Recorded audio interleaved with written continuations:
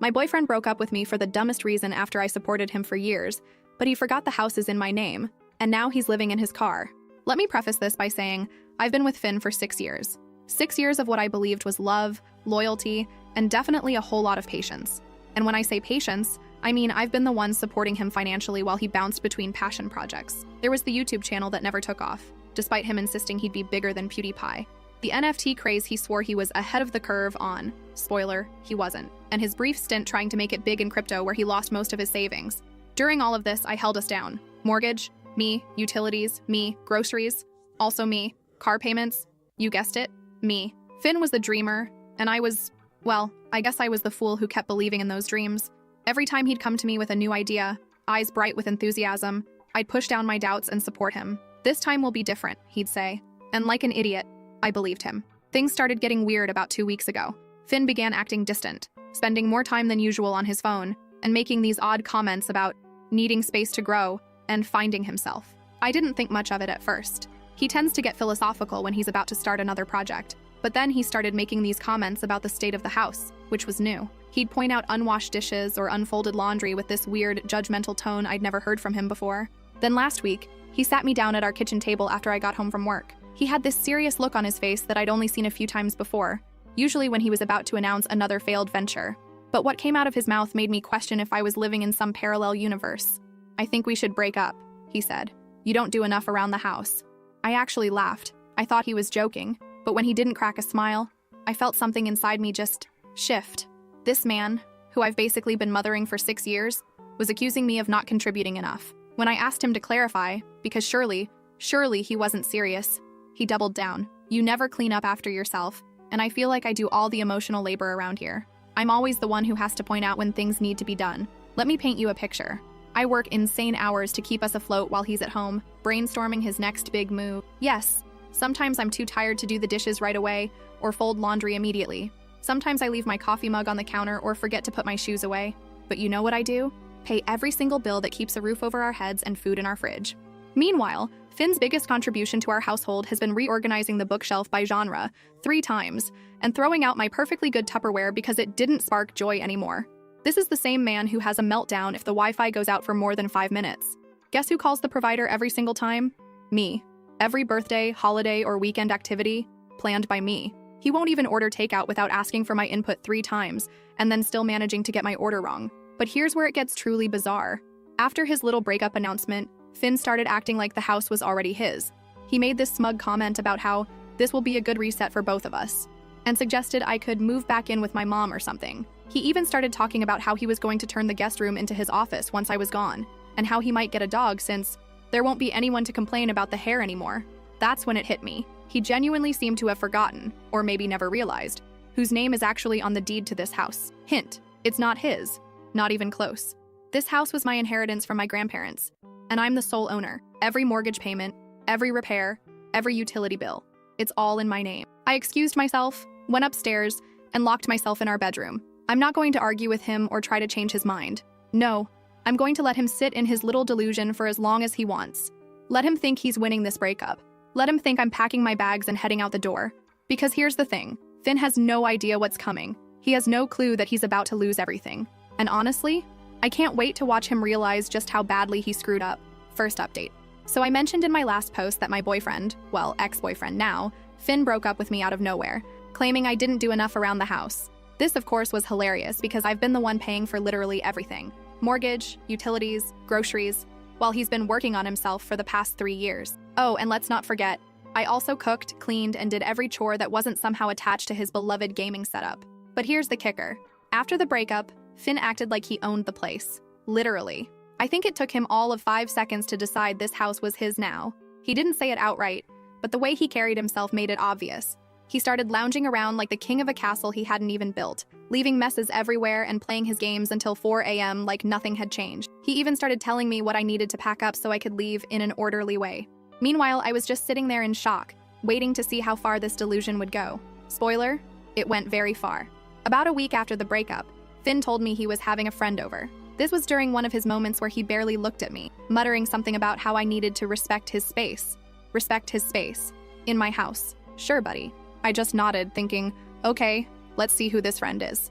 When the doorbell rang, I opened it to find a woman standing there with a bright smile and a bottle of wine. Her name was Mila, and let me tell you, she was perfectly nice, polite even, but it didn't take a detective to figure out this wasn't just a friend.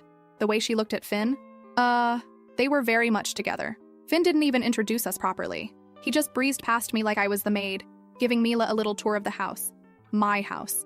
And oh, did he sell it like he was some kind of real estate mogul? This is the living room. I've been thinking about getting a new couch in here. Something more modern, you know? This is the kitchen. I love the open layout. It's great for hosting. This is my office. It's where I do most of my work these days. I almost choked when he said that last one. Work? The man hasn't had a job since 2018. The office he was referring to is the spare bedroom I set up for him to maybe do some freelance projects, but it's mostly just where he plays Fortnite. Mila was eating it up though. I could see her imagining herself living here, settling into a life of Pinterest-perfect bliss. Meanwhile, I was standing there in the kitchen, gripping my coffee mug so hard I thought it might crack. At this point, I had two options: blow up and let them both know exactly how I felt, or play it cool and let Finn dig himself into a hole. I chose the second one. Honestly, I wanted to see how far he'd take this little charade. The entire evening, Finn acted like he'd already moved on and was just graciously allowing me to stay until I figured things out. He even had the nerve to pull me aside and say, "I think it's best if we start working on a timeline for when you'll be out."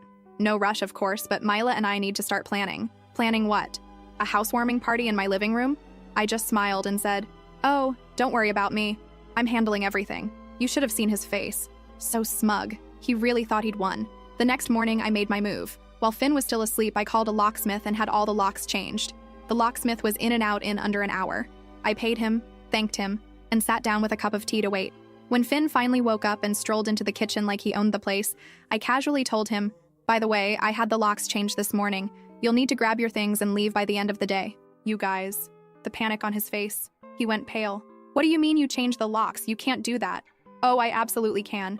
This is my house, remember? It's in my name. You're not on the deed. You're not on the mortgage, and now you're not welcome here." He tried to argue. He tried to plead. At one point, he even tried to guilt-trip me, saying, "I thought you loved me. I thought we were building something together."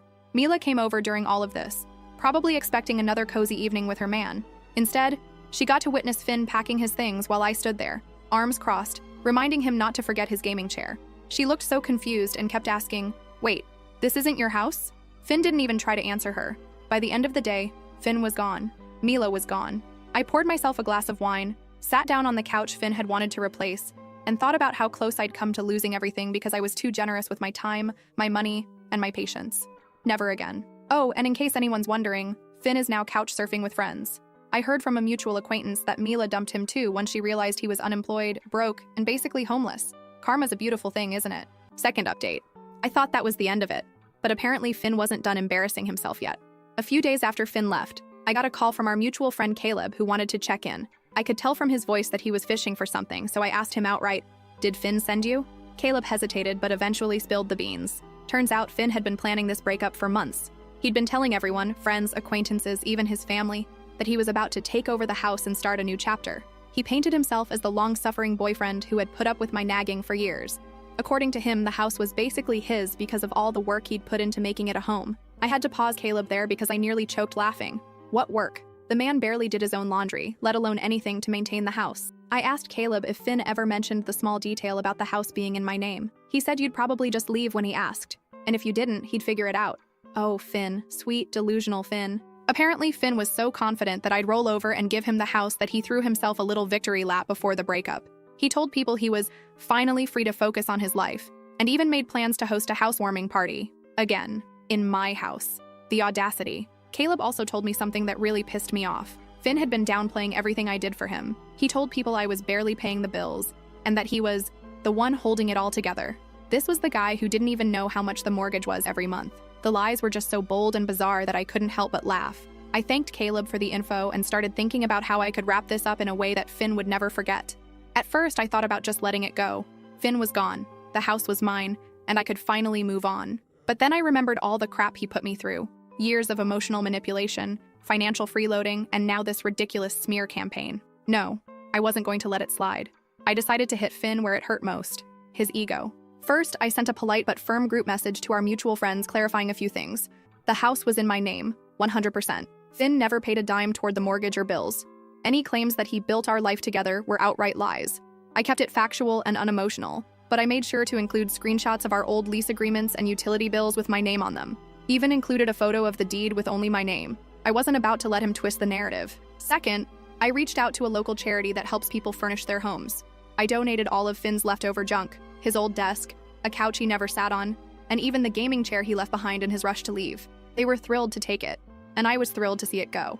Lastly, I decided to let Finn's parents know what had really been going on. They'd always been kind to me, and I felt like they deserved to know the truth. I didn't go into every detail, but I told them enough to make it clear that Finn's victim narrative was a complete fabrication. The group message blew up almost immediately.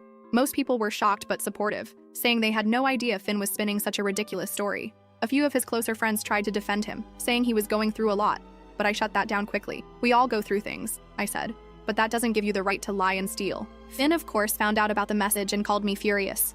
He accused me of ruining his life and said I had no right to air our dirty laundry. I told him calmly that he'd been doing that himself for months. I just corrected the record.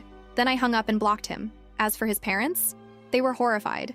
They apologized profusely and said they had no idea Finn had been treating me so poorly. His mom even offered to pay me back for some of the bills he racked up, but I declined. I wasn't interested in money. I just wanted them to know the truth. The real cherry on top came a few weeks later when I ran into Mila at a coffee shop.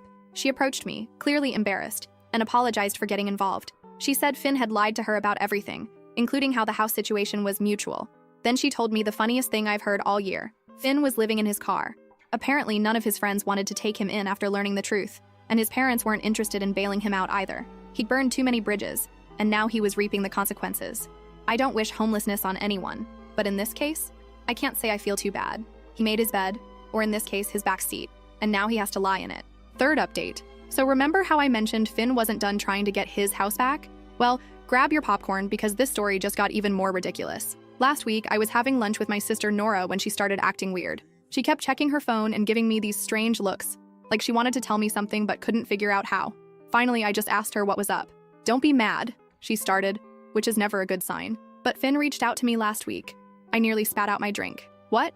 Turns out, Finn has been going around telling everyone who'll listen that we had some sort of verbal agreement about the house. According to him, we were practically married. We weren't. And he'd contributed significantly to the household. He hadn't. But here's the real kicker. He asked Nora for money, not just a little money either. He wanted enough to get back on his feet and fight for what's rightfully his. And she gave it to him. Before you grab your pitchforks, let me explain. Nora and I have always been close, and she's usually the smartest person I know. But Finn apparently fed her this sob story about how he'd invested everything in our relationship and was now homeless because of me. He even showed her screenshots of some bills he'd paid years ago, conveniently leaving out the fact that he'd paid them with my money. I felt bad for him, Nora admitted, looking guilty. He was living in his car, and he seemed so sure about everything. He said he just needed enough to get started again. I sat there trying to process this betrayal. "How much did you give him?" $2,000, she mumbled into her coffee. $2,000. I was about to lose it, but then Nora pulled out her phone and showed me their text conversation. As I read through it, I realized something. My sister might be smarter than I thought. See, Nora hadn't just given him the money. She'd made him sign a proper IOU, complete with repayment terms and interest. She'd even gotten him to put his car up as collateral. When I asked her why she went to all that trouble for a small loan, she just smiled. "Because I knew he was full of it," she said. "I wanted proof of exactly how desperate he was getting. Plus, I figured having a document showing he had to borrow money might come in handy later." I could have hugged her right then. But the story gets better. Remember Caleb? Our mutual friend who spilled the beans about Finn's pre-breakup plotting? Well, he sent me screenshots of Finn's social media posts where he's been painting himself as this victim of a calculated gold digger who trapped him in a relationship just to steal his future earnings. Yes, you read that right. He thinks I spent 6 years supporting his unemployed self because I was after his future money. The money he was definitely going to make from all those failed projects I funded. The posts are full of vague accusations about how I manipulated him and took advantage of his trusting nature. According to Finn's new version of events, he was the one who supported me emotionally while I was unstable and unable to maintain healthy relationships. This from the man who once had a 3-hour meltdown because I bought the wrong brand of energy drink. But here's where it gets really interesting. My friend Zoe has been keeping track of everyone Finn's reached out to, and apparently he's been telling different stories to different people. To some, he's the victim of a manipulative ex. To others, he's a generous partner who gave up everything for me. And to a few, he's even claiming we had some sort of business partnership that I betrayed. The stories keep getting more elaborate too. Last week, he told someone I had promised to put his name on the deed as a birthday gift, but then changed my mind out of spite. Pretty creative for someone who once forgot my birthday entirely because he was too busy trying to become a Twitch streamer. Yesterday, I got a series of increasingly unhinged messages from him about how he's going to expose me to everyone we know. He's threatening to tell people about all my secrets. Though I'm really curious what secrets he thinks he has, considering I'm the one who knows about his failed cryptocurrency investments, and that time he tried to become a professional dog photographer with my camera. I haven't responded to any of his messages, but I did save them all. Something tells me this isn't over yet. Finn's never been good at accepting reality, and now that he's burned through Nora's money, probably on another get-rich-quick scheme, I'm sure he's cooking up some new plan to try to get what he thinks he deserves. Last update. So last Sunday, I was doing my weekly grocery shopping when I literally ran into Finn's mom at the store. I tried to just smile and walk past, but she grabbed my cart and said, "We need to talk." Now, his mom has always been sweet to me, even after everything that happened, but this time she looked different. Worried, but also kind of angry. She asked if we could get coffee, and something in her voice made me agree. Once we sat down, she took a deep breath and said, "I need to tell you what Finn's been up to, because this has gone too far." Turns out, Finn showed up at his parents' house last week with this elaborate story about how he was getting the house back. According to him, he had evidence that I had somehow tricked him into putting all the bills in my name. He even claimed he had proof that he'd given me cash for the down payment. His mom stopped him right there and reminded him that she and his dad had been there when I bought the house, before Finn even moved in. But Finn just talked over her, going on about how he was building a case and needed to borrow some money to set things right. When his parents refused to give him money, he completely lost it. Started throwing around accusations about how they never supported his dreams and were choosing my side over their own son. His mom looked so tired as she told me this.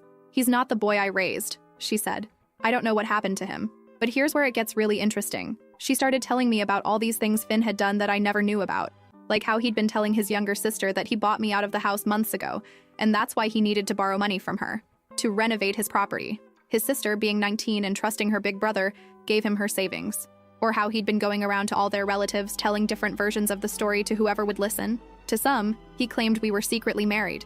To others, he said I had promised him the house in exchange for sweat equity. His words, not mine. He even told his grandmother that I was holding his gaming equipment hostage, the same equipment I donated to charity months ago. His mom pulled out her phone and showed me screenshots of a GoFundMe page he'd made. The title, "Help Local Man Reclaim His Home from Manipulative Ex." I almost choked on my coffee. The page was full of completely made-up stories about how he'd invested his life savings into the house, what savings, and how I had manipulated the paperwork to cut him out. He even posted pictures of my house, claiming he'd done all these renovations himself. The only renovation Finn ever did was rearranging the furniture when he was procrastinating on job applications. But the craziest part? People were actually donating. Not a lot, but enough that Finn thought his plan was working. He'd raised about $800 before his mom reported the page and got it taken down. "I had to do something," she said. "He needs to face reality." She told me Finn had been sleeping in his car in their driveway for the past week, refusing to come inside unless they supported his cause. Every morning, he'd leave claiming he had meetings about getting the house back. Every evening, he'd return with some new story about his progress. His mom had finally had enough when she overheard him on the phone trying to convince Mila, remember her, to be a character witness about how the house was really his. Mila, to her credit, had apparently laughed and hung up on him. "I'm not telling you this to get sympathy for him," his mom said. "I'm telling you because I want you to be prepared. He's not going to stop until he has no choice." She then did something that surprised me. She handed me a small photo album. Inside were pictures of Finn from the past few years. Pictures of him at family events, holidays, casual moments. In every single one, he was on his phone or laptop, supposedly working on his next big thing, while everyone else was actually living their lives. "I should have seen it sooner," she said. "How he used people. How he always had an angle. I enabled him for too long, and I'm sorry you got caught up in it." I tried to give the album back, but she shook her head. "Keep it. Maybe someday he'll want to see the person he used to be. But for now, I need to do what I should have done years ago." She told me she and Finn's dad had made a decision. They're changing their locks and cutting off his access to their Wi-Fi. No more sleeping in their driveway. No more enabling his delusions. They've arranged for him to stay with his uncle in another state, who's offered him a real job. No computers, no schemes, just honest work. He either takes the offer and gets his life together, or he figures it out on his own. But we're done watching him try to tear down other people's lives because he refuses to build his own. As we were leaving, she hugged me and whispered, "Thank you for showing him there are consequences. I just wish he'd learn from them." I watched her walk away and felt this weird mix of emotions. Relief that his own family finally sees him for who he is, sadness for the person he could have been.